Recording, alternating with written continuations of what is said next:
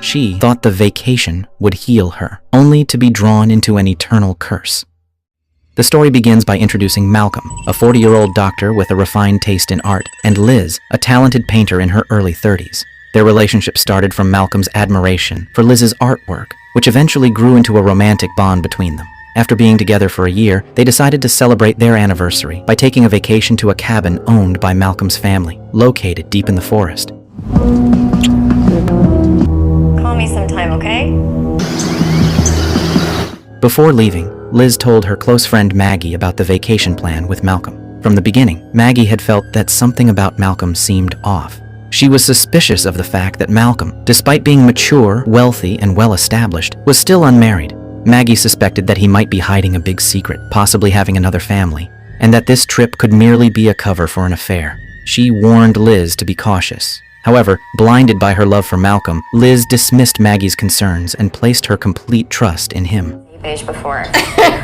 Is it beige? It is. It is beige. Ugh. What does a person wear to a cabin? The next day, their journey began. Their car drove deeper into the forest, passing through quiet, isolated roads until they finally arrived at their destination. The cabin stood silently, surrounded by dense trees, a calm lake, and the soothing sound of a nearby waterfall. For an artist like Liz, the place felt like a visual paradise. As Liz explored the cabin, she noticed a cake placed on the dining table.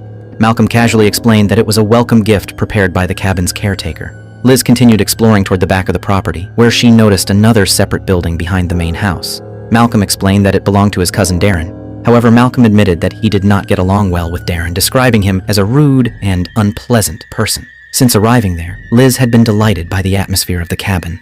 To express her joy, she drew a heart symbol on the glass window.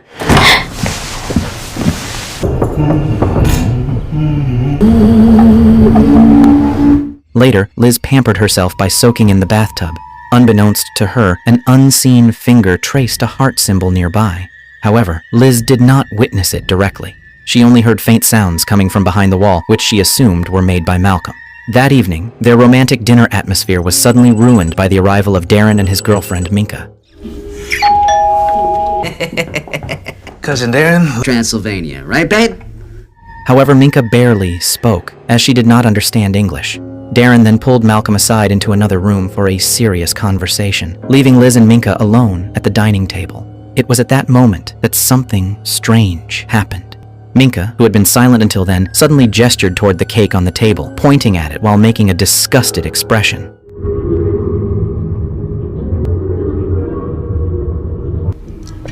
Tastes like shit. Indirectly, she was warning Liz not to eat the cake, implying that something was wrong with it. Not long after, Darren returned and immediately asked Minka to leave with him, claiming that he wanted to give Malcolm and Liz some private time together. After they left, Malcolm tried to restore the romantic mood by serving the chocolate cake as dessert. Remembering Minka's warning, Liz tried to refuse. She lied, saying that she had disliked chocolate since childhood. However, Malcolm insisted, saying that he had ordered the cake especially for her and asked her to at least take a small bite. Feeling uncomfortable turning him down, Liz finally agreed to try it. The moment the cake touched her tongue, Liz immediately understood what Minka had meant. The taste was awful. Yet, strangely, despite how unpleasant it was, Liz continued eating the entire slice until it was finished.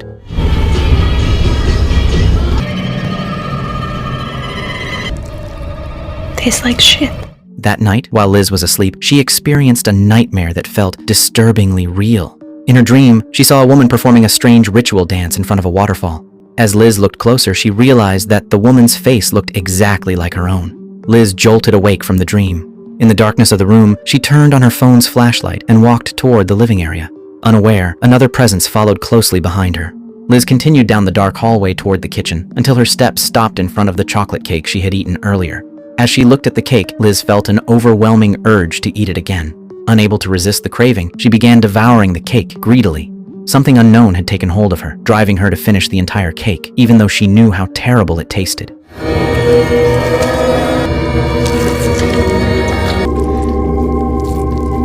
The next morning, Minka was seen frantically searching for a phone signal. She wanted to book a ride and leave the place as soon as possible, unable to stand staying there any longer. In the midst of the quiet forest atmosphere, a sudden woman's scream pierced the air.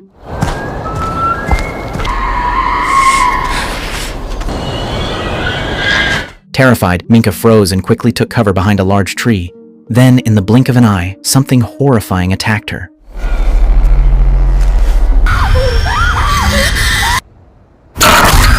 Minka was violently dragged away by an unseen force, an entity of the forest that had yet to reveal its true form. On the other side, Malcolm, who had just woken up, began preparing breakfast.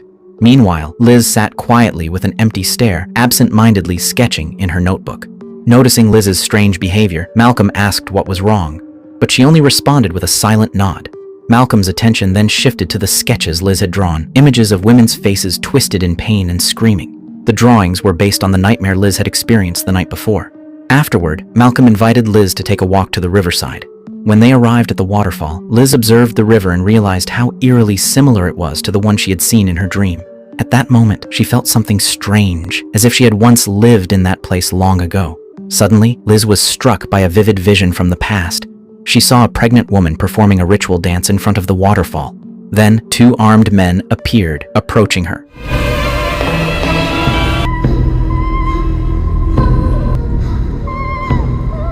Near the riverbank, Liz noticed a pendant lying among the rocks.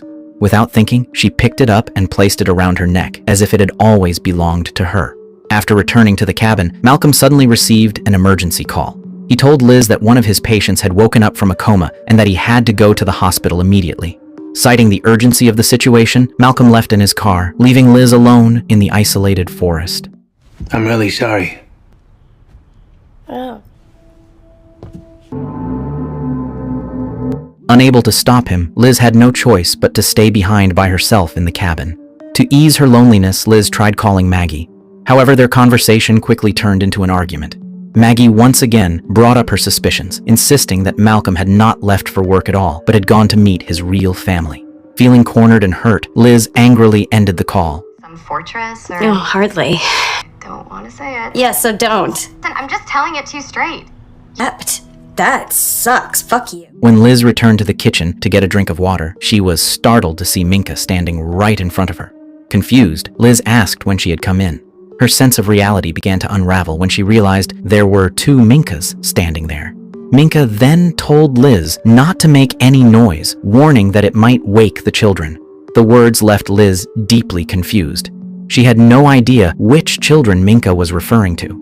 Minka then reached out her hand, forcing Liz to witness a vision from the past. In the vision, Liz saw a scene in which a pregnant woman was being executed. And that wasn't allowed. Liz jolted awake in shock, realizing that her encounter with Minka had only been a dream. As she turned toward the garage beside the cabin, Liz was startled to see what looked like a human body wrapped in plastic. Her heart raced as she focused her gaze, but upon closer inspection through a pair of binoculars, she realized that it was nothing more than a pile of plastic trash.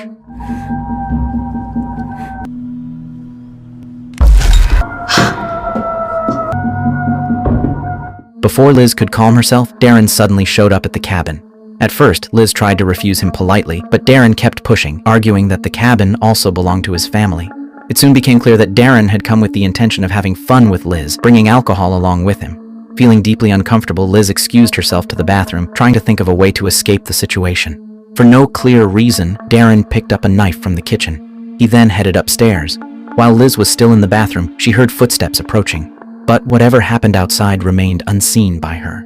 Moments later, Darren was found dead, his head gruesomely severed from his body.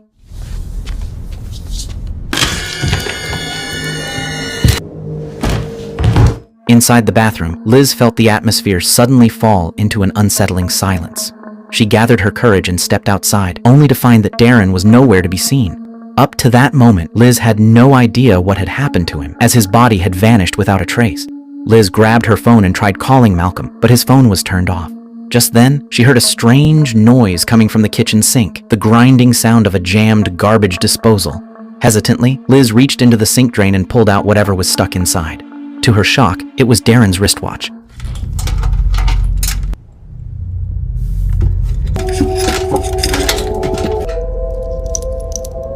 The discovery left Liz deeply confused. She could not understand why Darren's watch would be inside the sink. At the same time, fleeting shadows began to dart across the room. Suddenly, a mysterious figure appeared, its head covered in plastic. The creature stared at Liz while forming a heart symbol with its fingers.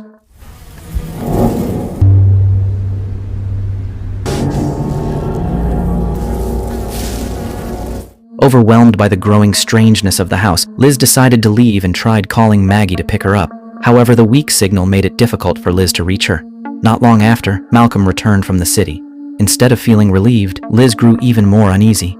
From the upstairs window, she watched him arrive, noticing how casually he entered the house, even humming to himself.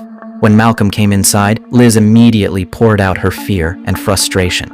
She told him everything about Darren's sudden visit, the strange discovery of his watch in the sink, and the terrifying sight of a figure with its head covered in plastic. He seemed pretty fucking No, you're a fucking plastic bag. I don't understand. A bat. Malcolm tried to calm her down, assuring her that everything was fine and that there was nothing to worry about. He promised to check the house thoroughly.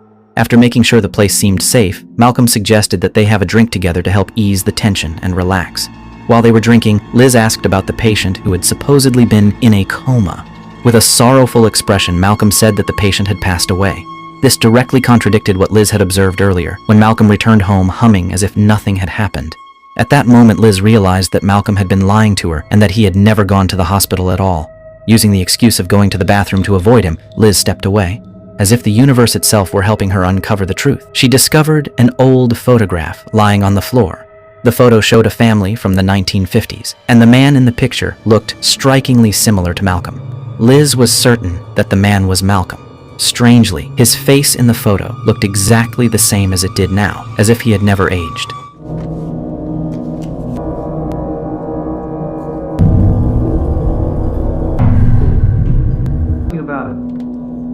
Armed with this undeniable evidence, Liz returned to confront Malcolm, demanding to know what he had been hiding. Realizing that his lies had been exposed, Malcolm finally confessed that the man in the photograph was indeed him. He revealed that he had been alive for 2 centuries. Malcolm explained that both he and Darren had been granted immortality. They could neither age nor die.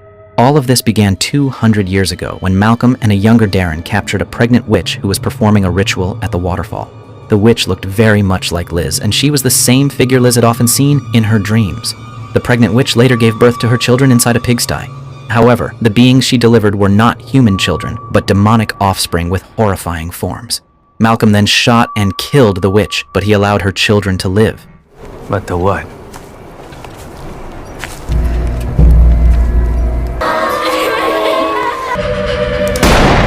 From that moment, a cursed pact was formed between them and the demons. They were granted eternal life, unable to age or die, on the condition that they would provide food for the demons, and that food was women. For 2 centuries, Malcolm and Darren hunted women, lured them with love, and brought them to this cabin to be sacrificed. The cake Liz had eaten was part of the preparation ritual before the demons consumed their victims.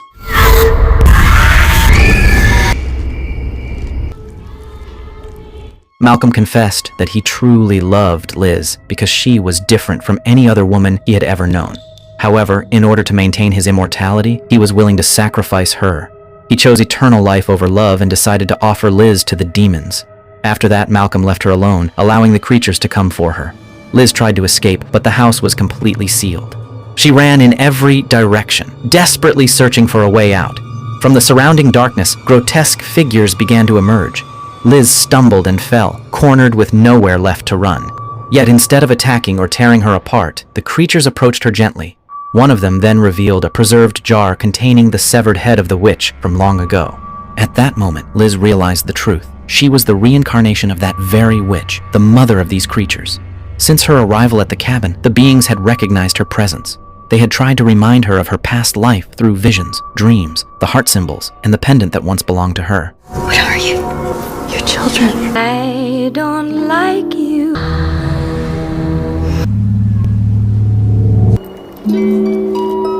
Liz finally understood the deep bond she shared with them. After centuries of waiting, the demon children had at last been reunited with their mother, welcoming her home with reverence and devotion. Meanwhile, in another room, Malcolm heard the commotion slowly fade away, which he took as a sign that the demons had finished devouring Liz. Feeling at ease, he fell asleep, convinced that his immortality had been secured once again. However, when Malcolm woke up, he found himself hanging upside down from a tree deep in the forest. His body felt weak and in pain. He looked at his hands and saw that they were now wrinkled and withered. His immortality had been stripped away because the witch had returned, meaning Malcolm was no longer needed to provide sacrifices. The pact between Malcolm and the demons had come to an end. In an instant, Malcolm's body rapidly aged to his true age.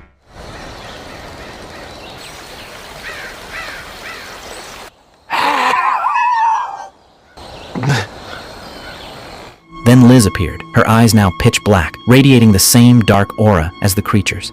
She held a piece of the ritual cake, the very same cake Malcolm had once used to lure his victims. With a cold smile, Liz forced the cake into Malcolm's helpless mouth, then plunged his head into a container filled with honey. I live here, 'cause I live here. What did they do to you?